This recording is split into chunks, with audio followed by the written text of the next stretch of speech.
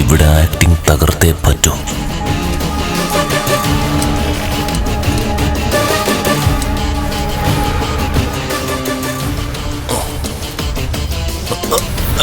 അയ്യോ, ഓ അമ്മേ, അയ്യോ മോനെ, മോനെ എന്താ മോനെ, എന്താ? എന്താന്നറിയില്ല, നല്ല നെഞ്ചുവേദന. അയ്യോ, ആ സമയത്ത് നെഞ്ചിടിച്ചാണോ അവിടെ വീണത്? ഒന്നും അറിയില്ല അമ്മേ. അയ്യോ മോനെ, അപ്പോഴേ ബോധം പോയതല്ലേ.